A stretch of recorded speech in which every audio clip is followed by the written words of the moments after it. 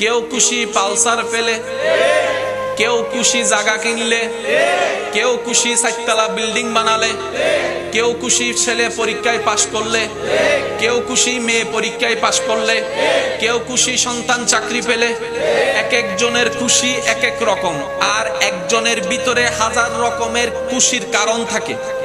যে আইফোন পাইলে খুশি, সে আবার পালসার পাইলেও খুশি। এবার আমাদের নবীর খুশি কোন জায়গায় গিয়ে আটকে আছে? মনের কানটা দিয়ে শ্রবণ করুন, অন্তরটা নরম করে বুঝার চেষ্টা করবেন। আমাদের নবী খুশি হন তো কখন খুশি হন? আমাদের নবী খুশি হন তো কি পেলে খুশি হন? এবার নবীকে রব্বে করিম বলে, ও আমার হাবিব, ইন্না আতাইনা কাল কাউসার, আমি আল্লাহ, আমি আল্লাহ খালেকে কুল্লে আপকো মালিকে কুল বানা দিয়া। ও আল্লাহ আমার হাবিব, আমি আল্লাহ আসমানকে সৃষ্টি করেছি, সেখানে আমি আপনার মেরাজের ব্যবস্থা করে দিলাম। সুবহানাল্লাহ। আমি আল্লাহ জমিনকে বিছানা বানাই দিলাম, সেখানে যত সৃষ্টি আছে সেগুলো আপনার হুকুমের অধীন করে দিলাম।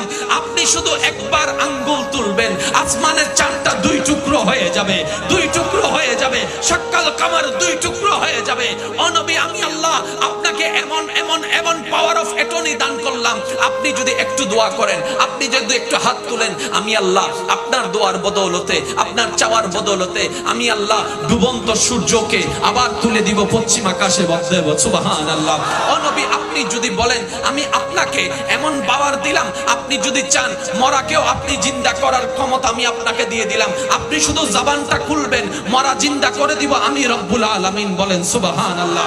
ও নবী, আপনাকে আমি এমন শান দান করলাম, ওয়া রাফা'না লাকা যিকরাকের তাজ আমি আল্লাহ আপনি নবীকে দান করলাম। হাবিব, আপনি যখন ঘুমন্ত অবস্থায় থাকবেন, আপনাকে সালাম দেওয়ার জন্য গাছ পর্যন্ত চলে আসবে। সুবহানাল্লাহ। আপনি যখন পথ দিয়ে হেঁটে যাবেন, আপনাকে সালাম দেওয়ার জন্য ওই উহুদ পাহাড়ের উপর পাথর পর্যন্ত চিৎকার দিয়ে সালাম দিবে। বলেন সুবহানাল্লাহ।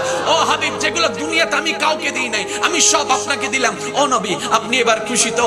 আমার নবী রাহমাতুল লিল আলামিন বলে, রব্বে করিম, এটা তোমার বড় দয়া, এটা তোমার ভালোবাসা, এটা তোমার করুণা, এটা তোমার রহমত। তুমি যে আমি নবীকে এমন শান দান করেছো, এমন মান দান করেছো। আদমকে আমার আগে পাঠিয়েছো, কিন্তু আদমও আমাকে নবী বলে স্বীকার করে নিয়েছেন। সুবহানাল্লাহ। মূসাকে তুমি কালিমুল্লাহ শান দান করেছো, কিন্তু সেই মূসাও আমাকে নবী হিসেবে গ্রহণ করে নিয়েছে। ওয়া ইযা গাযাল্লাহু মিসাকান নাবিয়িন, আল্লাহর পাক রব্বুল আলামিনকে আমাদের নবী বলে, আল্লাহ সবগুলাই তোমার দয়া, সবগুলাই তোমার দয়া। আমি আঙ্গুল তুললে আসমানের চাঁদ 2 ভাগ হয়ে যায় তোমার নির্দেশে। এটা তো তোমার বড় ভালোবাসা, এটা তো তোমার বড় দয়া। কিন্তু আল্লাহ আল্লাহ আল্লাহ, তুমি যা দান করেছো সবগুলোতে আমি খুশি, কিন্তু সবচাইতে বেশি কখন খুশি হব জানো?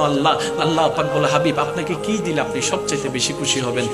রাসূল পাক সাল্লাল্লাহু আলাইহি ওয়াসাল্লাম বলছেন, আল্লাহ গো, আমার সবচেয়ে বড় খুশি তখন লাগে যখন আমার উম্মতের মুখে হাসি ফুটে। সুবহানাল্লাহ।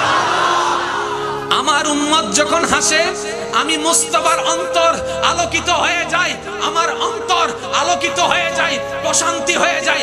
আমার উম্মতের চেহারায় যখন আমি শান্তি দেখি, আমি নবীর অন্তর খুশিতে আত্মহারা হয়ে যায়। আর সবচেয়ে বড় শান্তির জায়গা হচ্ছে জান্নাত, জান্নাত, জান্নাত।